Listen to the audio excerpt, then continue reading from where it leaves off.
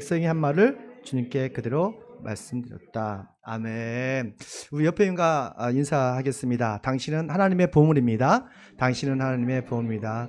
앞에, 옆에, 뒤에 분과 인사하십시오. 당신 하나님의 보물입니다. 우리 고물도 오셨는데 너무 환영하고 축복합니다. 우리 말씀의 제목은 언약은 우리의 보물이다. 언약은 우리의 보물이라는 제목을 하나님 말씀 선포하겠습니다. 우리의 좋은 삶과 그 약속을 하면 참 기대가 되고 설레이지 않습니까? 좋은 사람과 약속하면 왠지 그 시간, 그 장소가 가까워질수록 이 설레이고 행복해지는 것을 보게 돼요. 우리 며칠 전에 우리 작은 교회 목사님들하고 그 맛집에 가는 여행을 가기로 약속을 했습니다. 다다음 주에 우리 작게 소박하게 한번 갔다 오자라고 했는데 그 약속을 생각할 때마다 왠지 기쁘고 이렇게 기대가 되고 행복해지는 것을 보게 됩니다. 우리 오늘 본문 말씀은 하나님께서 이스라엘 백성과 특별한 약속, 언약을 맺기 위해서 시내산으로 부르시는 내용입니다. 하나님께서 이집트에서 노예로 살던, 자유가 없이 노예로 살던 백성들을 주님께서 구원하시고 시내산에서 언약을 맺으심으로 그들에게 하나님의 보물이 되고 또한 하나님의 거룩한 족속이고 또한 제사장으로 삼기 위해서 약속하신 사건이죠. 하나님의 언약은 단순히 약속을 넘어서 주님의 백성들을 특별한 존재로 삼으시려는 그런 영원한 계약이죠. 우리 약속은 법적인 효력이 없잖아요. 그렇지만 계약은 다르지 않잖아요. 법적으로 계약, 부동산 계약하면 그 계약 때문에 반드시 지켜야 되는 것을 보게 돼요. 주님이 약속하신 이 시내산 언약은 우리에게 또 어떻게 보면 영원한 언약이 될 수 있는 것이죠. 그 개혁주의 신학자 아더 핑크는 그 언약의 중요성을 이렇게 말하고 있습니다. 여기 보여주시면 시내산 이전에는 하나님께서 이스라엘을 아브라함의 언약에 근거하여 다스렸으나 시내산 이후로는 그들 민족으로서 시내산 언약이라는 용어로 다스렸다라는 말을 합니다. 제가 이 책을 한 1200페이지 되는데 좀 읽으면서 같이 설교를 준비했어요, 사실은. 그래서 시내산 그러니까 엘샤다이, 이 엘샤다이는 전능하신 하나님이죠. 전능하신 하나님이 그러니까 아브라함과 맺은 언약은 조건이나 어떤 약정이 없는 그런 언약이었다면 시내산에서는 여호와 하나님, 우리를 그 아도나이라 하는데 야훼 하나님이라는데 하나님은 이스라엘 백성과 맺은 언약은 조항이 있어요. 규정이 있어요. 어떻게 보면 법적인 언약을 의미하고 있죠. 우리가 시내산 언약이 많이 나오거든요. 우리가 언약은 그렇게 어려운 것이 아니라 이 구약 같은 경우는 10계명을 말하고 있어요. 우리 10계명 다 아시죠? 첫째 계명이 뭡니까? 너희는 내 앞에서 다른 신을 섬길 수 없다. 너희는 우상을 만들지 말라. 쉽게 말하면 세 번째는 너희는 주 너의 하나님의 이름을 함부로 부르지 말라. 그 다음에 안식일을 거룩하게 지켜라. 그리고 너희 부모를 공경하라. 살인하지 말라. 간음하지 말라. 도둑질하지 말라. 또한 너의 이웃을 내게 거짓말하지 말라. 거짓 증언하지 말라. 마지막으로 내 이웃의 집을 탐내지 말라. 이렇게 말씀하셨잖아요. 이게 언약이에요. 그러니까 언약의 사람이라면 이 10가지의 어떤 언약을 규정을 반드시 지켜야 할 책임이 있는 것이죠. 그러면 왜 여호와 하나님께서 우리에게 언약을 주셨으며 그 언약이 우리의 단순히 짐이 아니라 여기 말씀을 보니까 보물이라 하거든요. 보물이 될까? 우리 함께 말씀을 통해서 함께 살펴보겠습니다. 함께 있습니다. 언약의 사람은 구원의 주님을 알게 됩니다. 그러니까 하나님이 주님의 선택하신 저와 여러분을 선택하셨지 않습니까? 선택하신 모든 사람들을 모든 역경에서 구원하시고 구속하셨습니다. 그리고 그들에게 자신을 알려주셨어요. 우리가 하나님을 많이 아는 것처럼 보이지만 사실은 하나님께서 우리를 계시해 주신 만큼 알려주신 만큼 우리가 이해할 수 있고 알 수가 있습니다. 그래서 성경은 우리가 열심히 누구를 알자? 주님을 알자라고 호세 예언자를 통해서 말씀하신 것이죠. 우리 4절 말씀 우리 함께 했습니다.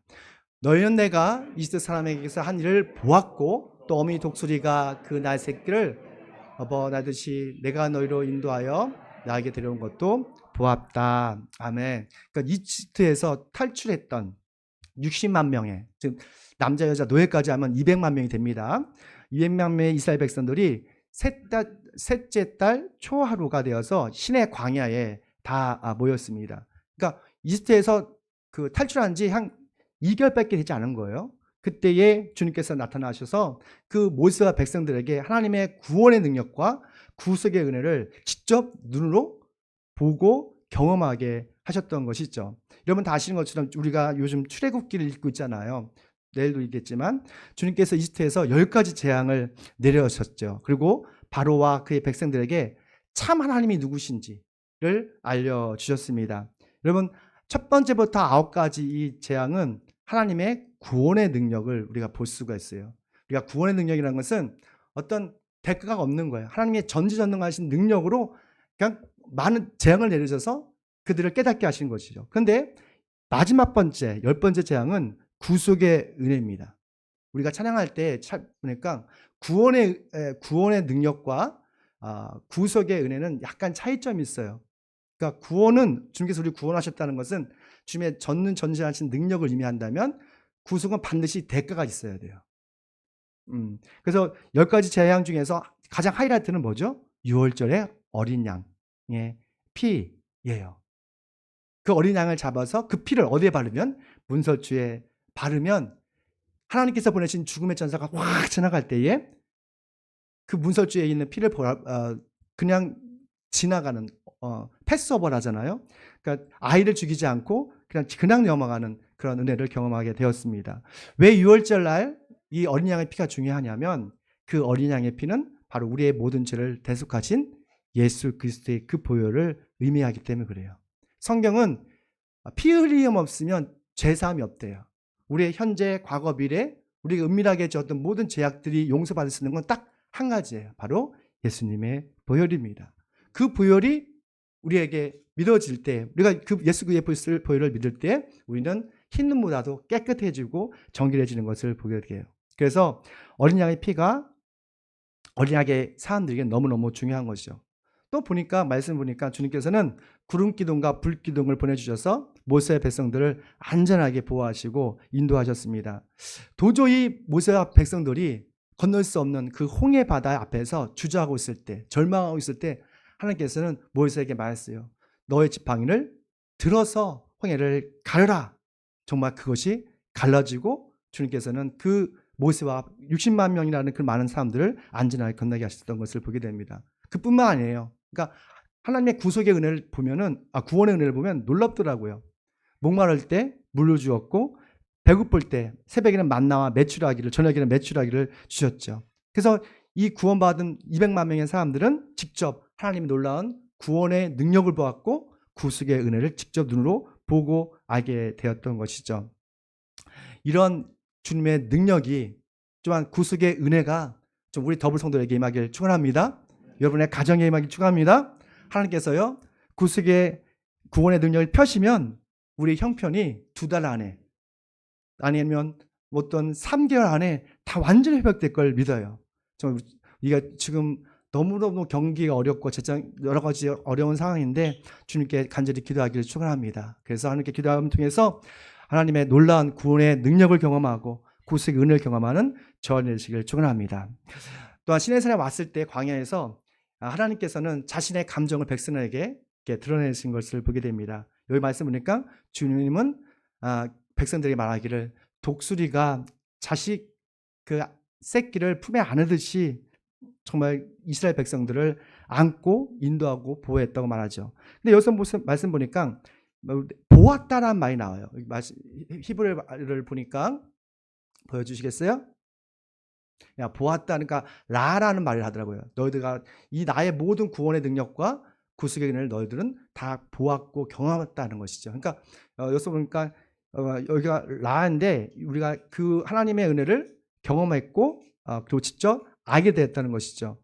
주님은 언약의 백성들이 맹목적으로 주님 말씀에 복종하는 것보다는 주님의 은혜를 제대로 알기를 원하세요. 그리고 하나님을 알고 하나님을 순종하길 원하시는 것이죠. 그래서 우리가 하나님에 대한 어떤 지식을 많이 아는 것보다도 하나님을 아는 지식이 더 필요한 시대이죠. 그러니까 하나님을 아는 지식이란 것은 하나님을 우리가 경험하는 것을 의미하고 있어요. 그러면 우리는 얼마나 하나님을 알고 있을까? 우리가 10년, 20년, 30년 동안 또는 평생 예수님을 믿어왔잖아요. 근데 당신 하나님을 얼마큼 압니까? 물으면 쉽게 대답하기가 좀 어려워요. 당신 예수님 믿습니까? 하나님 믿습니까? 예, 믿습니다. 믿지 않습니다. 근데 여러분은 하나님을 얼마나 아십니까? 라고 하면 저도 좀 당황스럽고 주저할 것 같아요. 왜냐하면 우리가 예수님을 믿음으로 언약의 자녀가 되지만 하나님을 아는 지식은 평생 걸리기 때문에 그래요. 출애굽기 6장 2절 말씀입니다. 함께 있습니다. 나는 주다. 나는 아브라함과 이삭과 야곱에게 전능하신 하나님으로 나타났으나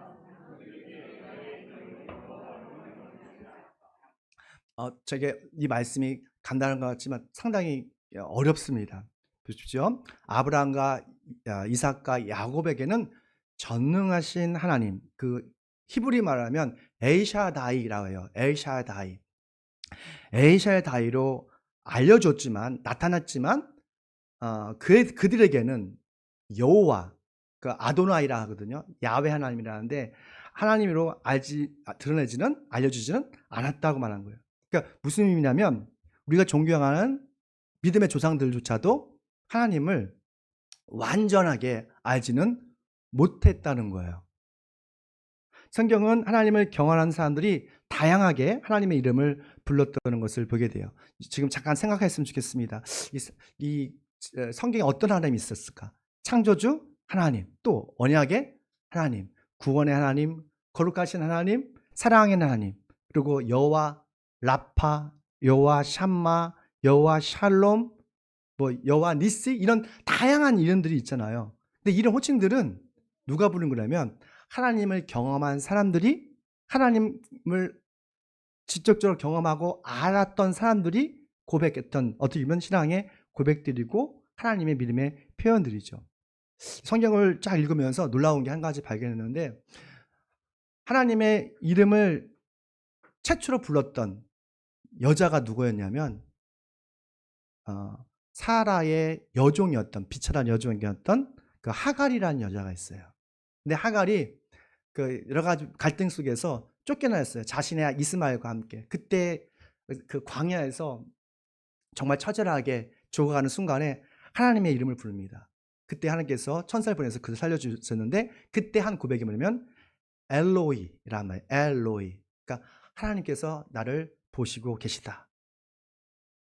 그러니까 하나님께서는요, 우리의 비천한 이 하갈의 여인에도 항상 그들과 함께 하시고 돌봐주시더라고요. 하며 하나님의 예수 그리스도의 그 보혈로 구원한 여러분은 어떻겠어요? 어느 곳에 있든 무엇을 하든지 하나님께서 하나님의 시선이 항상 여러분에게 있을 걸 믿습니다. 여하튼 하나님은 아브라함과 이삭과 야곱에게 엘샤다이, 전능하신 하나님으로만 자기를 계시하셨어요.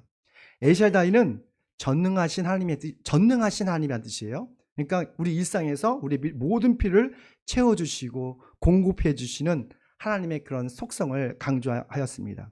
그래서 이 엘샤다이, 이 전능하신 하나님께서 아브라함과 이삭과 야곱에게 복의 근원을 대라고 말씀하시고 약속하신 다음에 언약의 증표로 할례를 주셨던 것이죠. 근데 여기에는 어떠한 법적인 조항이 없어요. 그냥 은혜로 주셨던 거예요. 반면에 우리가 출애굽기에서 나오는 여호와 하나님은 달라요. 다음 페이지 넘겨줄래요? 네, 이런 그 여호와는 YHWH라고 해요. 그래서 우리는 이거를 원래는 그 히브리 말은 야훼라는 말이죠. 근데 이 야훼란 말은 너무너무 거룩한 나머지 부르지 못했어요. 유대인들은 이 말이 너무 거룩해 해서 이름 부르지도 못했어요. 심지어 율법학자들이 이 성경을 쓸 때도 그 야훼 하나님이 나오면 붓을 다시 빨아서 아주 다시 쓸 정도로 그렇게 하나님의 이름에 대한 경외심이 강했습니다. 감히 그래서 아도나이라는 말을 써요. 아도나이. 그것이 바로 주님이라는 뜻이었죠. 그래서 우리는 여호와라는 말도 또는 아도나이 또는 이렇게 말하지 야훼 하나님을 직접 부르지는 않았어요. 여호와 또는 아도나이, 주님. 지금 우리는 다 주님 부르는데 이것은 영원하신 하나님, 언약의 하나님, 그리고 우리에게 약속한 것을 반드시 지키시는 하나님을 강조했던 것이죠. 이 여호와 하나님이라는 것은 자존하시고 영원하시고 언약을 반드시 지키신 하나님. 그 하나님께서 여러분과 약속을 하신 거예요. 그리고 독수리가 자기의 어린 새끼를 품에 안고 안전한 것으로 인도한 것처럼 우리를 모든 역경에서 구원하시고 또한 구름기름과 불기름으로 우리를 보호하시고 인도하시고 언약하셨고 반드시 이루실 분이라는 것을 우리는 성경을 통해서 말하고 있는 것입니다. 그러면 주님께서 시내산에서 우리와 언약을 맺음으로써 우리는 어떤 특권을 누릴까? 두 번째입니다. 함께 있습니다. 주님의 언약은 우리의 보물이 됩니다. 네, 그러니까 주님의 언약, 이 말씀이 우리에게 짐이 아니라 뭐가 된다고요? 보물이 되고 선물이 된다는 것이죠. 여호와 하나님께서 그들의 백성들을 이집트에서 구원하시고 시내산에서 부르신 목적이 있어요. 그 구원의 목적은 바로 백성들이 언약에 순종함을 통해서 하나님의 보물, 하나님의 소유가 되게 하려는 것이었습니다. 우리 5절 말씀입니다. 내가 세워준 언약을 지키면 너희는 모든 민족 가운데서 나의 보물이 될 것이다. 온 세상이 다 나의 것이다. 그러면 너희는 내가 선택한 백성이 되고. 아멘. 그러니까 주님은 우리가 언약을 지키면 이 글로벌 시대에서 하나님의 귀중한 보물이 된대요. 제품이 아니라 보물이 된대요. 우리가 그 보물을 어떻게 하죠? 귀하게 간직하잖아요. 가장 안전한 곳, 좋은 곳에 그 보물을 놓듯이 하나님께서는 우리가 언약을 지키면 어떻게 하신다고요? 우리를 보물, 아주 존귀하게 보배롭게 우리를 여기신다고 말씀하고 있는 거예요. 주님 안에서 언약의 말씀을 순종함을 통해서 하나님의 보물이 되기를 축원합니다. 그러면 우리는 어떻게 주님의 언약을 지킬 수 있을까? 단순히 계명을 문자적으로 지키는 것을 넘어서 주님과 항상 동행하는 삶을 사는 것을 의미하고 있어요. 주님과 동행하는 삶. 어떻게 보면 일상에서 성결한 삶을 사는 것이죠. 우리 지난 월요일에 우리 장로님이 운영하시는 식당에 갔었습니다. 몇 분의 목사님들하고 같이 가자고. 정말 맛집이 있다고. 그래서 같이 먹으면데 이분들이 놀라시는 거예요. 너무 맛있다는 거예요. 너무 맛있고 또 친절하고, 그리고 심지어는 우리 장로님께서 문 밖에 나오셔가지고 안녕히 가시라고 막 인사하시는 거예요. 근데 가면서 이 두 목사님들이 감동을 받았어. 우리 교회 목사님이, 어떻게 목사님이, 장로님이 다르다고. 다른 교회 장로님이랑 다르대. 당연히 다르지, 더불어교회 장로인데. 막 어깨가 푹 올라가가지고 어떻게 이렇게 친절하는 거예요. 그 자상하고 또 맛도 있고, 그리고 되게 겸손하다는 것이죠. 그러니까 장로님의 모습 속에서 어떻게 보면 성결한 모습을 보았던 것 같아요. 어떻게 보면 우리 장로님이 하나님의 보물이죠. 우리가 성결한 삶 사는 것이 바로 주님과 동행하시고 어떻게 보면 언약을 지키는 것입니다. 우리 모두가 주님과 동행하면서 겸손과 친절함으로 은혜를 받는 수준이 아니라 주변 사람들에게 감동을 주고 은혜를 주는 그런 하나님의 보물이 되시길 축원합니다. 마지막으로 우리가 언약을 지키면 우리의 신분이, 우리의 위치가 변화가 생깁니다. 그러니까 평범한 사람이 비범한 사람이 되고, 또한 세상에서 음란했던 사람이 거룩한 제사장이 되는 것을 보게 돼요. 우리 세 번째입니다. 함께했습니다. 언약의 사람은 거룩한 제사장이 되는 겁니다. 그러니까 우리가 이 언약의 말씀을 순종하면 우리는 거룩한 제사장이 됩니다. 우리 신분이 완전히 바뀌는 거예요. 제사장은 성경에 보면 하나님과 죄악된 사람을 예배를 통해서 서로 화해하고 중재하는 중보자 역할을 하죠. 너무너무 중요한 역할을 하는 거예요. 그러니까 어떻게 보면 세상의 빛과 소금의 역할을 감당하는 것이죠. 6절 말씀입니다. 너의 나라는 성결한 제사장이 되고 너희는 거룩한 민족이 될 것이다. 아멘. 너의 나라는 나를 섬기는 제사장이 되고 너희는 거룩한 민족이 될 것이다 라고 말씀하셨어요. 이 조건이 있습니다. 조건이 계속 말씀드리는데 언약에 순종하면. 출애굽기를 보면 하나님께서 특별히 대제사장을 다른 지파가 아니라 오직 아론과 그의 자손들에게만 부여하셨어요.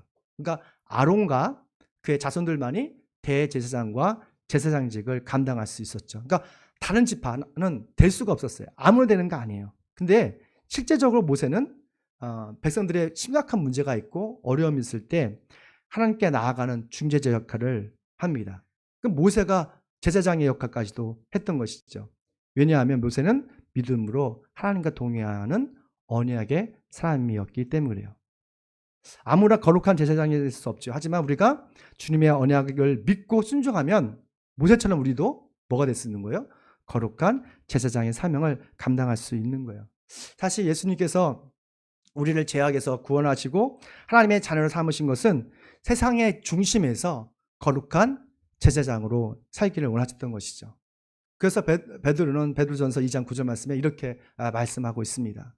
그러나 여러분은 택하심을 받은 족속이요 왕과 같은 제사장이요 거룩한 민족이요 하나님의 소유가 된 백성입니다. 그래서 여러분들 어둠에서 불러내어 자기의 놀라운 빛 가운데로 인도하시는 분의 업적을 여러분이 선포하는 것입니다. 이 말씀은 성령 충만했던 베드로를 통해서 우리에게 주신 하나님의 음성입니다. 베드로는 거룩한 제사장이 그 당시 있었던 사두개파 사람들이 아니라 어떻게 보면 예수님을 믿고 세상에서 복음을 살아가는 사람들이라고 말하고 있어요.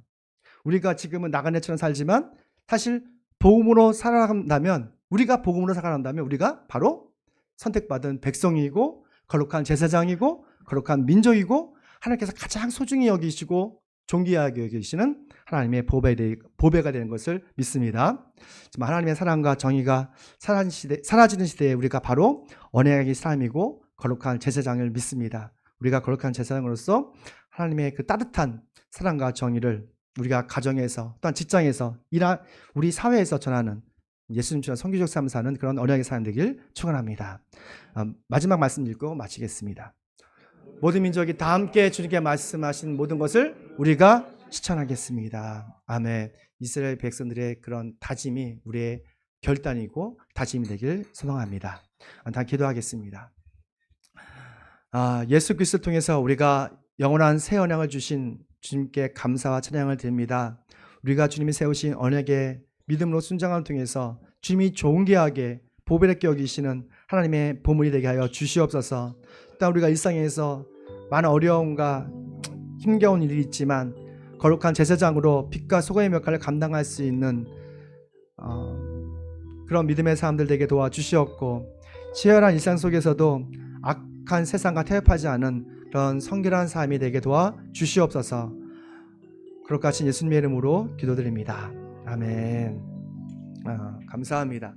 우리 모두 일어나셔서 황금장수 부르시면서 준비하신 예물 주님께 올려드리겠습니다.